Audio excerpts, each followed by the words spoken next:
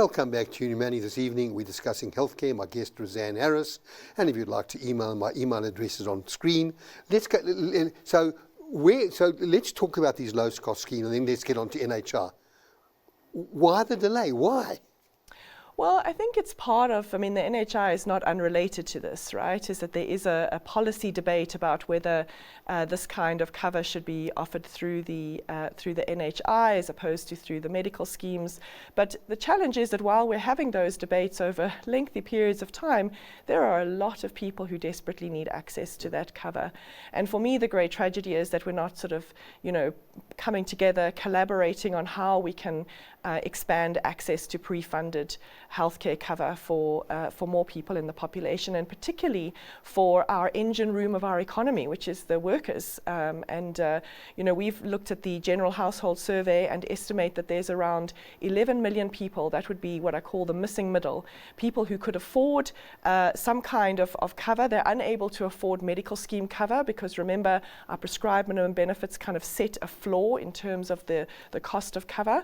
So they're unable to afford medical scheme cover as it exists now, but they could afford some kind of cover. They have employers who may well be willing to subsidize access to cover, recognizing how that can benefit productivity, and we just are not moving forward in terms of getting that regulatory framework in place. It literally is ready to go.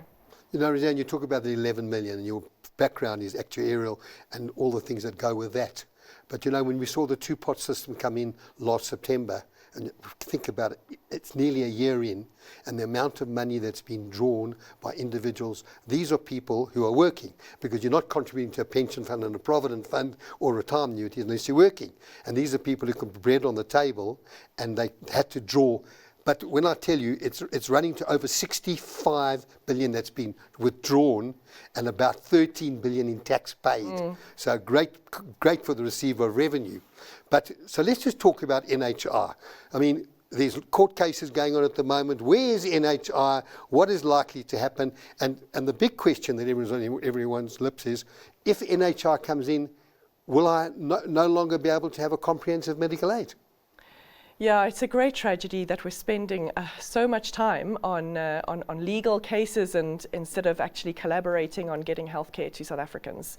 And as you say, there's a whole raft of litigation that's happening at the moment around NHI, and it's largely arisen because through the engagement processes before the NHI was signed into law, there are a huge range of stakeholders that gave really constructive inputs in terms of how a healthcare system in South Africa can work, and it's unfortunate that those inputs were ignored. There's a massive opportunity for us to collaborate. So the tragedy is that NHI is built on the framework of this comprehensive benefit package being available to everyone in South Africa. And let me be clear, I would love for that to be the case. It would be amazing if we could have comprehensive healthcare accessible to everyone in the country, and it's an ideal we should all be working towards. But the difficulty is that given our resources as a country, given the challenge of raising taxes, as we've seen with the budget version 1, version 2, version 3, the opportunity for us to raise the kind of taxes that are required to fund a comprehensive package of healthcare for everyone in South Africa, even allowing for the kind of discounts that could be yielded from, for example, contracting mechanisms or delivery models or referral pathways, even allowing for those things, it's just beyond the reach of our economy. And while we have spent the time talking about what we wish we could do, we're sort of distracted from the things that we can actually do, which is where these opportunities to expand access to coverage have been sort of on the back burner instead of actually being rolled out, and potentially actually as part of the incremental rollout of NHI. Government has said that, the Minister of Health has said that it's going to take 10 to 15 years before the NHI is fully implemented, and of course that requires the massive reorganization of the health system in that period of time. So it's it's decades until the medical schemes will be affected by NHI. But that also means that it's decades until many lower income earners are going to have access to benefits. And the real risk is that they may face tax increases before they actually have access to increased benefits because of the incremental rollout focusing on the vulnerable first. So it's critical that we have a more collaborative approach to achieving this objective. I think everyone is aligned on the objective. It's just the pathway to get there, and to get there in a much more quick and less risky way than a single fund NHI So model. what is the fight in the courts about? So the fight in the Yeah. courts, briefly, is about whether it is realistic to make this benefit promise of comprehensive healthcare for everybody in the country, and to raise taxes in order to achieve that, because it is a single fund model that is proposed in the NHI, and that would be entirely funded by tax revenues, and that will require massive increases in taxes. And the other concern that has been raised by many of the litigants is that while we are deliberating on something that, as I said, we wish it was possible, but unfortunately it's not, there is damage that is being done to our healthcare system, and that's the major concern. We're chasing away our doctors with the negative rhetoric that has been targeted at the public health private health sector providers, and we're also chasing away potential investment in our healthcare sector. I think there's a massive opportunity, for example, for us to attract investment into primary care delivery, so preventive, promotive care, healthcare delivery, through, for example, enabling these low-cost products. And there's a public benefit there as well, because you could have the NHI then contracting with those self-same providers. So I certainly hope that we're going to move towards a more collaborative approach. And that's really the appeal. I think most of those litigants have expressed that in the event that they could engage with government to work out a collaborative approach to delivering healthcare, and this has certainly been Discovery's stance throughout, that what we need to do is work together and build a workable framework for NHI. It doesn't help for us to be talking about something that is unfortunately not feasible for our economy. Well, I've got a vested interest, and when I read Budget 1, and I get the budget 10 minutes after the minister starts speaking, I go straight to healthcare. Are they doing away with tax credits?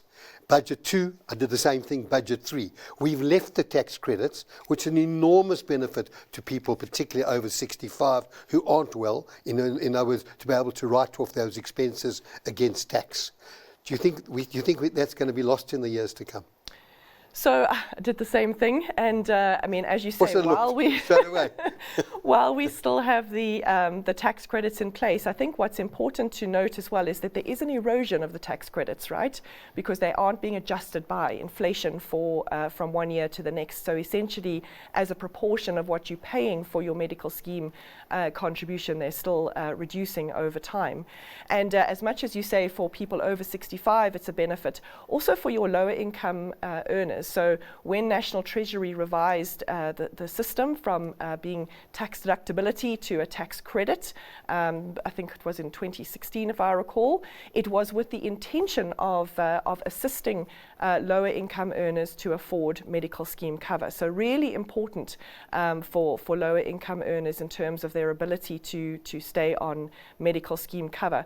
We've calculated, in fact, that without the tax credits, there would be around about 700,000 people that would lose cover because of their inability to continue to afford cover, and of course that would put even more pressure on the public health system. Now, the Health Market Inquiry noted the importance of the tax credits in maintaining the affordability of cover, and particularly this challenge for lower income earners, and actually recommended that there should be a restructure of the tax credits to give even more benefit to lower income earners, which would start helping some of those 11 million people to afford medical scheme cover. It's also a reason why it's tragic that this framework for medical schemes to offer the low-cost benefit options has taken so long, because there's around 1.5 million people who are buying insurance products which are offering really tremendous value in terms of their access to pre-funded primary care. We, for example, at Discovery offer the FlexiCare product in conjunction and collaboration with Auto and General. But those people would have the opportunity to have a tax credit to really enhance their affordability. And it's really tragic that that is being foregone for all this time. Yeah, because it's a few $100 per member. Makes a Look, huge I've got, difference. if I don't get through one email, I lose my job. So let me get through to Marshall in Midrand. He says, I manage my own healthcare program from a cost perspective. Do I receive any benefits, or do I pay the same as everyone else regardless of my health status? In other words, are there any discounts or incentives for healthier members? I understand, obviously, Discovery has the vitality, but straight incentives, there are none. No, I mean, it's part of the social solidarity framework is community rating, which means you pay the same as everyone else for the benefit option that you're on. So there can be no differentiation by factors like age or your health status or so forth. But there are opportunities to get access to more benefits. As you said, Vitality program was something that was pioneered by Discovery, which brought principles of behavioral economics to kind of encourage people to do the right thing. This year at Discovery, we've taken it a step further. We have our personal health pathways, which is now part of the medical scheme offering. So you're able to actually navigate your way through the health system using the benefit of the personal health pathway, which is personalized and precise for you. So it's based on our analysis of 50 million life years of data to understand that based on your health status, your health history, and also your propensity to take certain actions, then the medical scheme will navigate you through your health benefits and also create those rewards and incentives for you to do that. So it's a win-win in terms of those incentives, but also in terms of you doing the right thing. A couple of weeks ago, I was at a session with some doctors getting their feedback on the system, and one of the doctors, a GP, reported that she had a 24-year-old patient who'd been nudged to do a pap smear, discovered early stage cervical cancer, probably saved her life. So this is very meaningful. Just to let you know, my wife went for points for mammogram with a friend. Both of them walked out with breast cancer. Amazing. That was 3 years ago. So, amazing. and the prognosis on early detection is huge, and so it's a real manifestation of the shared value that your health status improves, but you're also getting better value from your benefits. Well, I'm sorry I can't even do a closing this morning because Roseanne has done such a fantastic job on explaining to what's happening. Please note that our program is to provide information and should not be construed as advice. Next week's program will focus on investments, and you need to get hold of me. My details appear on the screen. I'd like to thank you for watching, and good night.